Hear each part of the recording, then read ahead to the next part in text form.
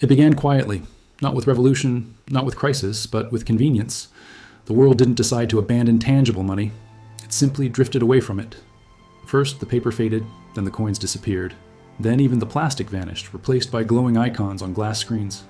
What we called progress was simply weightlessness, the steady evaporation of the physical from the financial. Once upon a time, wealth could be held. You could feel its heft and metal, hear its ring on marble tables, watch it change hands in markets and ports. Value had texture. It aged. It carried the fingerprints of every person who touched it. But as the 21st century deepened, money lost its body. What remained was the ghost of transaction, pure signal, no substance. Governments didn't resist. They accelerated the transformation. Digital payments meant efficiency, traceability, tax compliance. Banks needed fewer vaults. Citizens needed fewer questions. Every purchase, every wage, every gift became data. Invisible, instant, irreversible. The economy no longer moved through space. It pulsed through circuits. At first, people loved it. No more lost wallets, no more counterfeit bills.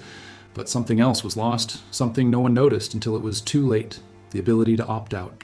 Cash had been freedom's last frontier, the one medium that required no explanation, no approval, no record.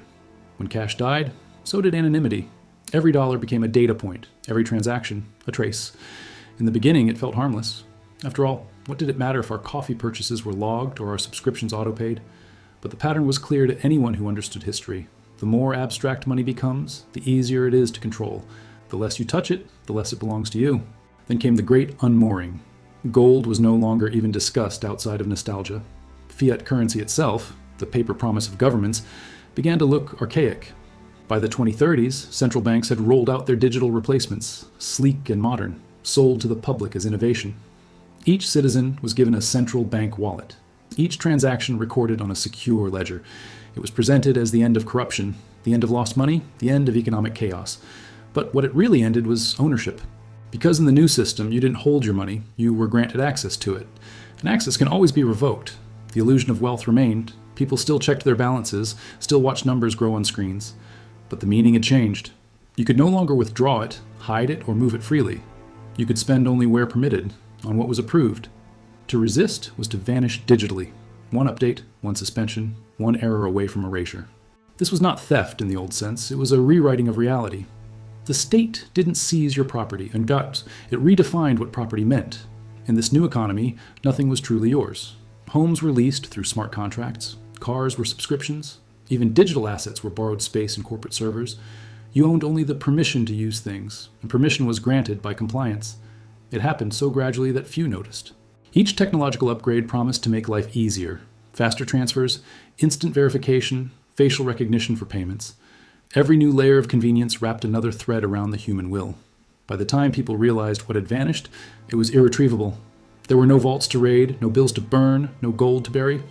The wealth of nations now existed only as light, digits dancing on quantum servers locked in climate-controlled fortresses. We had entered the final stage of the monetary evolution. The dematerialization of value. Money had become pure belief. Belief in systems, in screens, in stability. It was a fragile belief, but it worked. Until one day, it didn't. When money lost its body, humanity lost its anchor. And for the first time in history, the world was rich beyond measure, and poorer than ever before. By the time wealth lost its form, value had already lost its meaning. We called it progress, efficiency, liquidity. But underneath it was something older. Illusion refined into art. The modern economy didn't collapse because it ran out of money. It collapsed because it ran out of meaning. For centuries, value had been rooted in reality. Gold, labor, production, land, each tied money to the physical world. But as finance evolved, we learned to separate symbol from substance. We discovered that if enough people believed in a promise, that promise could replace the thing itself. Stocks became bets on emotion. Real estate became leverage on leverage. Entire industries traded not in goods, but in expectations of future expectations. The 20th century had called this innovation. The 21st made it religion. We learned to worship the chart, the sacred line that only moved upward. When prices rose, we felt secure. When they fell, we called it crisis. But we forgot that the chart itself produced nothing. It was merely a mirror reflecting our collective faith in numbers that meant nothing without the real. People began working not to earn, but to maintain the illusion of earning. Their wages bought access, not assets. Their savings floated in clouds of speculation they could never touch. The economy became a casino built on psychology. Fear, greed, dopamine, repetition. And the house, as always, was the system itself. When central banks injected liquidity to stabilize markets, they weren't rescuing economies. They were preserving belief. When governments issued stimulus, they weren't funding growth, they were buying time. Because the greatest danger to the system was not insolvency, but awakening. If people stopped believing that money had value, the entire structure would vanish in an instant. And so belief was managed like any other resource. News cycles were crafted to calm or excite. Data releases were timed to shape behavior. Even crises were curated. Small shocks allowed to prevent large ones, like controlled burns in a forest. The illusion of volatility replaced the reality of chaos. But beneath the smooth surface, reality waited. Real value, the food we ate, the energy that powered cities, the hands that built and healed and grew, was still there, still finite. The further money drifted from it, the more fragile the illusion became. A digital coin could be minted in seconds, but a harvest still took months. A transaction could cross the planet instantly, but a worker's exhaustion still had limits. And every time the gap between belief and being widened, the system had to create even more complexity to hide the emptiness. That's what the economists called financial innovation. Derivatives, swaps, leverage, every new invention was a patch over the same truth. The modern economy had turned into a memory palace, full of rooms built from promises. People began to sense it in their bones. Wages rose, but life felt harder. Markets hit records, but streets decayed. The rich multiplied, but the wealth they held was invisible, stored in portfolios that could vanish with a signal. We had created wealth so abstract that it could no longer be distinguished from imagination. And like all ghosts, it haunted its creators. When money lost substance, the world didn't gain freedom, it lost gravity. And when value became memory, history became debt. The ghost of value still lingered, flickering in screens, whispering in charts, promising stability in exchange for obedience. But ghosts have a habit of fading when light returns. And somewhere in that fading glow, humanity began to ask again, if nothing is real, what is worth anything at all? When money lost its substance, it needed something else to replace it. Something stronger than metal, more permanent than paper. It found memory. Every coin once told a story of who ruled, who labored, who conquered. Now, the stories themselves became currency. In the new order, every transaction was recorded, every purchase remembered, every pattern analyzed. Money was no longer an exchange between people. It was a conversation between you and the system that observed you. The shift was subtle at first. Digital wallets asked for verification to protect you. Banks offered rewards to personalize your experience. Each purchase became a breadcrumb in the data forest, harmless, even flattering, until the forest began to move on its own. Algorithms learned what you desired before you did. They knew when you were likely to spend, what would make you hesitate, and when fear or joy could be monetized. Every act of consumption became a confession, proof of allegiance to an invisible creed. And the economy didn't just track behavior, it predicted and shaped it. Money stopped being neutral. It began to remember. Each digital dollar carried history and where it came from, who had touched it, what it was used for. Clean money, dirty money, restricted money, all tagged, categorized, and ranked by unseen systems. The same technology that once promised safety became the spine of surveillance. To spend was to identify yourself. To save was to trust the watcher. To dissent was to disappear from the ledger. For the first time in human history, currency had a conscience, not moral, but programmable. A dollar could now refuse to buy what it was not allowed to. A transfer could fail because the sender was on the wrong list. A purchase could be denied because it didn't fit your profile. And yet, people adapted. They told themselves it was progress, order, fairness. They forgot that freedom often looks inefficient. Soon, money was no longer merely what you had. It became who you were. Your balance reflected not just your wealth, but your compliance. Your credit score measured not just risk, but loyalty. Your transaction history replaced your reputation. Those who played by the rules thrived, or seemed to. Those who questioned the rules found themselves quietly erased, denied access, flagged for review, frozen mid-purchase. No arrests, no headlines, just silence. In the digital age, exile no longer required borders. And yet, the system itself was not malevolent. It didn't need to hate to control. It simply did what all systems do, preserve itself. If history is memory and money became memory, then every act of resistance became a virus in the code, something to isolate, correct, and delete. People once feared losing their savings. Now they feared losing their visibility.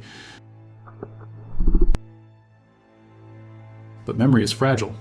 The more it records, the easier it is to corrupt. And somewhere inside those endless ledgers, billions of lines of transactions, identities, approvals, and denials, a question began to echo quietly through the network. Who remembers the rememberer? Well, when money became memory, control became belief. And when belief fades, even the perfect system forgets itself. Every empire ends the same way. not with invasion, but with disbelief. No fortress falls until the soldiers stop obeying orders. No currency collapses until the people stop believing the numbers. And when money itself became memory, it carried within it the seed of its own forgetting. The cracks began as whispers, anomalies in data, outages in systems too perfect to fail. A regional blackout here, a corrupted ledger there. At first, governments blamed hackers, then foreign adversaries, then technical errors. But underneath the official explanations ran a quiet, deeper truth. The world's trust network was decaying. When value exists only as information, it depends entirely on faith. Not in gold, not in goods, but in code. And faith, once broken, spreads faster than any virus. All it took was one unexplained freeze. So one morning when millions logged into their accounts and saw zeros where their lives used to be. The screens still glowed. The network still hummed. But the belief that invisible electricity holding the system together had shorted out. At first came panic, then confusion. Then, for the first time in centuries, silence. Markets that once moved billions a second froze mid-trade. Supply chains stalled because no one knew what their credits were worth. The algorithms that ran the system tried to reboot themselves, recalculating trust, rewriting balances, restoring order. But the problem wasn't technical, it was human. No one trusted the numbers anymore, and when trust dies, money dies. Governments responded as they always had, with promises. Emergency broadcasts declared that balances were safe, that the technical glitch would be resolved, that the system was secure. But the old words had lost their magic. You cannot reassure a population that no longer believes in language itself. For generations, the financial world had treated trust as a variable, something to manipulate through policy and narrative. Now, it learned the final law of history. Trust is not programmable. In the streets, people rediscovered old instincts. They traded batteries, water, fuel, food. The first black markets were not illegal. They were real. For the first time in decades, value had touch, smell, and weight again. Those who still had digital balances found them useless. Those with skills or tangible goods became the new elite. The hierarchy flipped overnight. The digital institutions, central banks, exchanges, payment systems, kept running like empty cathedrals, lit but hollow. They processed commands no one sent, recorded transactions no one made. Money still flowed through the servers, but it no longer reached anyone who mattered. The system had become what it once feared most, irrelevant. And amid the silence, a strange clarity spread. People realized that they had mistaken memory for value, efficiency for prosperity, and obedience for security. When those illusions burned away, what remained was something raw and old, the ancient law of exchange. I give, you give, and trust is built in the act itself, not in the code that records it. It was not the end of civilization, only the end of abstraction. The collapse did not destroy humanity. It returned it to itself. In the ruins of broken networks and flickering screens, a new kind of wealth emerged, not stored in ledgers, but in relationships. And for the first time in living memory, the world was poor, but real. In the silence that followed the collapse, something unexpected began to stir. A rhythm older than money, older than markets. It started small, almost invisible. A farmer trading grain for medicine, a mechanic repairing a generator in exchange for food. No contracts, no credits, no records, only the fragile thread of trust, woven again between people who had forgotten what it felt like to depend on one another. For centuries, the economy had promised efficiency and delivered distance. Wealth had been measured in digits, not in hands shaken or lives touched. But when the numbers disappeared, people discovered that value had never left the world. It had only been buried beneath abstraction. The soil still grew food. The river still carried water. The hands that built and mended and healed were still here, waiting to be remembered. Communities began to reorganize themselves. Local networks replaced global ones. Neighborhoods turned into microeconomies, villages into self-sustaining systems. People learned again that money had once been a symbol for trust, not a substitute for it. And as that trust was rebuilt face to face, something remarkable happened. Life slowed down, but meaning returned. The first new markets were messy and human. A carpenter built in exchange for teaching. A doctor accepted food and warmth instead of digits that no longer moved. There were no indexes, no inflation charts, no GDP. Just people, trading needs for needs. It was not perfect, nothing human ever is, but it was real. In these early years, fragments of the old system still glimmered. Some communities kept using fragments of digital tokens, repurposing the ruins of the old networks for local use. Others built entirely new currencies, not to speculate, but to coordinate. They used energy credits, timeshares, even reputation points, anything that reflected contribution instead of control. The paradox was beautiful. Once the machinery of finance collapsed, creativity returned. Without the weight of debt and data, people could invent again. In the absence of a global market, local resilience became wealth. Skills were currency. Knowledge was capital. A community's ability to produce what it needed became the only measure that mattered.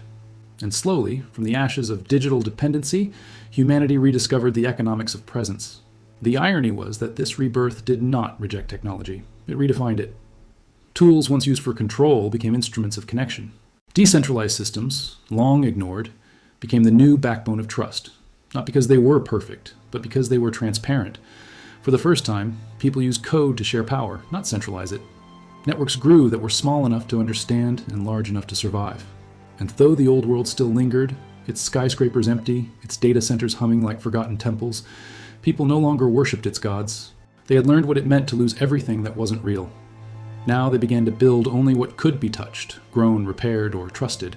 It wasn't utopia. There were conflicts, scarcity, inequities, but there was also humility.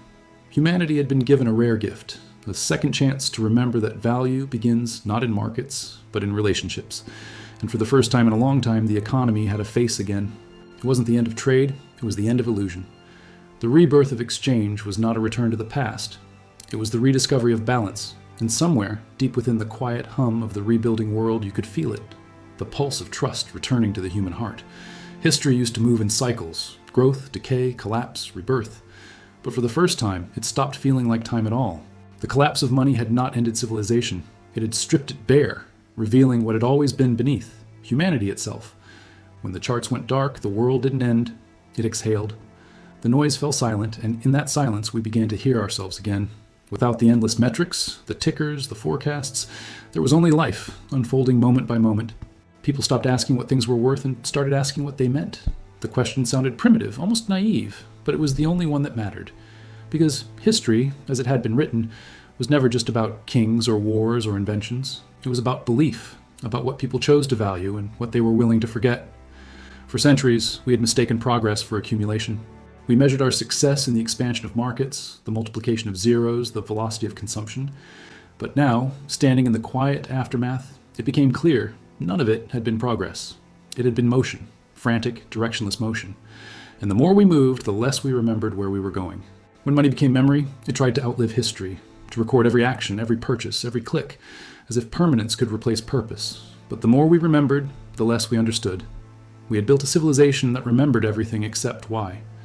Now, without that burden, people began to remember differently, not through data, but through story, not through storage, but through meaning.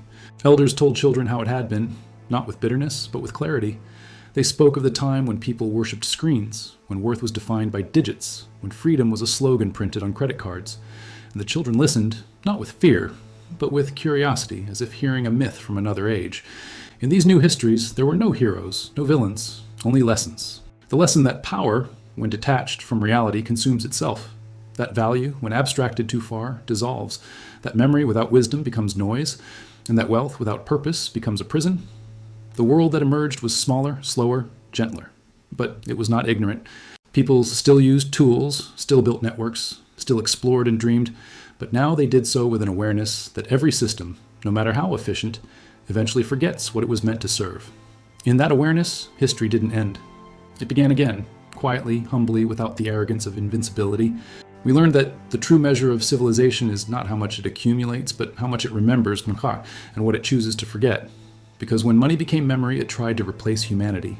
And when that illusion fell, humanity remembered what money had always meant to be, a promise between souls, not servers. History doesn't repeat, it remembers. And sometimes, when the memory is too heavy, it starts over. So, here we are, at the end of a story that was never just about money, but about memory itself. The systems we built to preserve value ended up preserving fear. The algorithms that promised progress ended up predicting obedience. And the currency that claimed to measure worth ended up erasing meaning. But history isn't a warning, it's a mirror. And when we dare to look into it, we see ourselves. Every illusion we defended, every comfort we mistook for truth, every moment we traded freedom for convenience. The question is not whether money will change again. It always does. The question is whether we will remember what it was supposed to mean. Because in every age, power hides behind symbols. But symbols only control those who forget they are symbols. When you remember that money is a story, one written by people for people, you reclaim your place as the author, not the character. So don't just watch history, decode it. Don't just study wealth, understand its rhythm, its rise and decay, because what collapses in numbers often survives in meaning. And if you can see that, If you can remember what money forgot, then you've already escaped the illusion. If this story gave you a new perspective, subscribe and join this journey. Because every empire leaves clues, and every collapse leaves lessons. And here, we'll uncover both, piece by piece, until the next illusion begins to crack. This is Ledger of Power, where history doesn't repeat, it reveals.